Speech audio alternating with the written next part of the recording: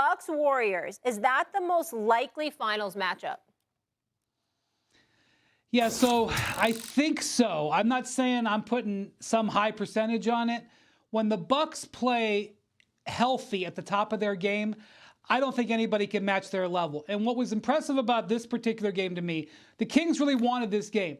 And they played well, guys. I mean, Sabonis had like a 15-15-15 game. Herter had one of the best shooting games of his career. Fox had a good game. And Milwaukee never really had to get out of third gear, in my view, to take this. Now, maybe that has to do with the Kings' defense, but when they play at the top of their game and they're healthy, I think they're hard to touch. I mean, Giannis had 46 in this game, and I think he had more there. I think he left some in reserve if he needed it. That's where he is at this point in his career. I'm just extremely impressed with them and where they can go. I know that they lost in Golden State the other night. Giannis didn't play in that game.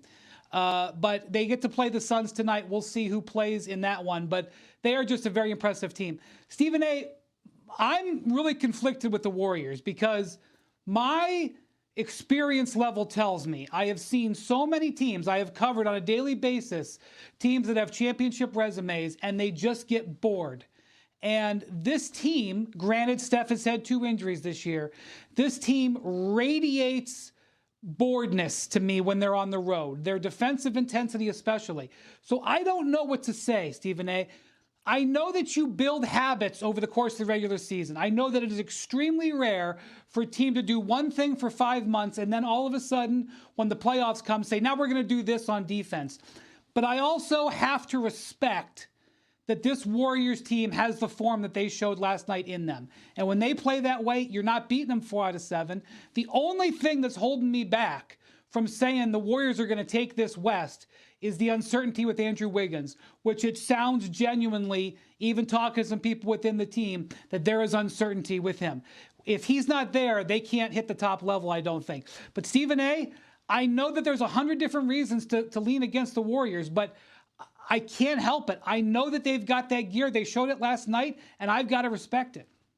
Well, listen, I respect it as well. And we know how much I revere not just Steph Curry, but Klay Thompson. He's been coming on strong as of late. But I'll give you reason for trepidation with the Golden State Warriors. Number one, the leadership of Draymond Green was compromised for the better part of the first 3 quarters of this season because of what happened with him and Jordan Poole. Number two, I think that Steve Kerr's voice and his ability to resonate with the players has drowned out to some degree. Not his fault, not necessarily the players' fault, but when you've grown accustomed to winning, when you've been to 6 finals in 8 years, when you've won 4 championships, you kind of think you have all the answers. You kind of think you've heard everything. You kind of think you know everything that you need to know. And it does get to a point where there's but so much you can tell folks. And the same voice that you're hearing all the time, eventually that gets drowned out. You just get to a point where it's like, yo, I've heard this before, from this voice before. It's too familiar. It doesn't move me. That's not his fault. I'm just talking human instinct here. I think you got to pay attention to those 2 things. And I don't want to hear anything about boredom when it comes to a 7-26 road record. You might be right, Wendy, if it was, you know, what is it? That's 33 games or whatever. If it was 16-17 or something like that. But when you're 7-26 on the road, that's just awful. That's more than boredom. That's a damn dereliction of duty for a champion. I mean, come on now. And so when you look at it from that perspective, I would tell you, no, I look at the Warriors, and even though I know they could beat anybody, and I would never sleep on them, and I would be pleasantly surprised, by the way, as much as I don't like going to San Francisco. I love going to see the Warriors play. They're my favorite team to watch, of course, okay? The Denver Nuggets cannot be summarily dismissed. Now, I know they've lost the last 3 games, including to San Antonio and Brooklyn. I don't know what the hell that was about, okay? And to me, Jokic has dropped from the MVP conversation, not dropped from it literally, but I'm talking about instead of being a clear number 1, I now put Embiid right there, if not a little bit ahead of Jokic, particularly considering that he dropped 47 and 18 on Jokic when they went up against one another, and now they damn near have identical records, for crying out loud. But when I look at the Denver Nuggets, I look at Jokic. I look at Murray, who's gotten healthier. I look at Aaron Gordon. I look at Michael Porter Jr. I'm looking at the crew of dudes that they have, all right? The fact that they could probably end up with the number 1 seed.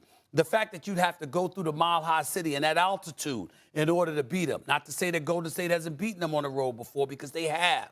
But I think this year's a little bit different.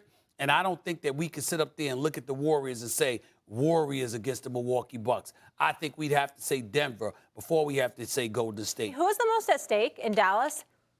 Is it Kyrie, is it Luka, or is it their coach, Jason Kidd? I would say it's Kyrie. Jason Kidd's not going to lose his job if they don't make the playoffs this year. Luka's certainly not going anywhere. It's Kyrie whose future will be up in the air, because obviously he's looking to get paid, whether it's from the Dallas Mavericks or from somebody else. Now, Wendy, before I go any further, did I say anything inaccurate at that point? Is there anything about what I just wish said I could that was disagree with you. I agree with all of it. Right. And by the way, it doesn't sound personal, does it? Because you see, I had the temerity, the unmitigated gall to acknowledge publicly that, you know what, I'm not apologizing for the fact that Kyrie and I have had our differences, but in no way does it affect my reporting on him. I talk about Kyrie Irving's basketball brilliance all the time. I talk about he's box office all the time. I talk about his greatness as a talent all the time. And I've even said that pay the man $50 million a year if you want to. If you can guarantee me that he's going to show up to work more than 50% of the time, because he's been the worst less than 50% of the time, I'm not giving him a long-term deal. These are factual things that I've stated about nothing but basketball. And this notion that you got to agree with everybody, that every reporter out there, if you're reporting on somebody, you must like them personally or dislike them personally. And that interferes with your ability to report on and disseminate facts. It's just foolhardy when they question it, they don't understand stuff. So I'm just going to leave it at that. Kyrie Irving, his future, not his future in the NBA, but his future in terms of the money that he covets, is at stake. If Dallas is losing with you, how much money long-term are you going to get from them? The Lakers could come into play, all right? And the Lakers, before Rob Pelinka makes all of these moves, goes out there and puts word out that, you know what, they were definitely interested in Kyrie Irving. I can't imagine that they wouldn't be, because he's so spectacular. But Wendy, what if the Los Angeles Lakers make the playoffs? What if the Los Angeles Lakers become a top 6 seed? What if they advance in the playoffs with the roster as presently constructed, with D'Angelo Russell up for a new deal? Are we sure that that's not going to change their thinking as to whether or not they want Kyrie Irving or not? And if that's the case, that would leave Dallas in the best position to re-sign him. There's a long-standing relationship with Nico Harrison, who used to be at Nike. Love Nico, wishing him nothing but the best. Very proud of that, brother. But in the end, it all comes down to this, Wendy. Kyrie Irving might not have but so many options when it comes to the long-term money that he's looking for, unless things really, really go his way. Did I say anything that is factually incorrect or personal? No, and let me take it a step further. The reason that Kyrie took a wrecking ball to the Nets was because he wanted a contract. I'm not saying the Nets were going to do things great this year, but the reason Kyrie pressed the issue, forced a trade, was because they wouldn't give him an extension. So let's not worry about words. Let's worry about actions. I know that he took that action. So I know that that's in the back of his mind in the way he's playing right now. What Kyrie needs is leverage. He needs the Lakers to be dying for him so that they'll rip their team apart to create the space to offer him a contract, or he needs to play so well for the Mavericks that they can't even imagine a world in which they could tell Luka Doncic that they lost him. And so right now, Kyrie is losing the leverage game. He is not playing well enough. They are not winning enough. And the Lakers look like that this new alignment, even without LeBron, is making progress. But we are only in March. There is time left. Kyrie could rally. The Lakers could fall apart. It is still there for him. But he wants those multiple years, Stephen A., and he's got to have a certain series of events to happen for it to get it. Wendy, I will say this. He is playing well enough. Averaging 27, 51% shooting from the field, 41% from three-point range. I think he's playing well enough.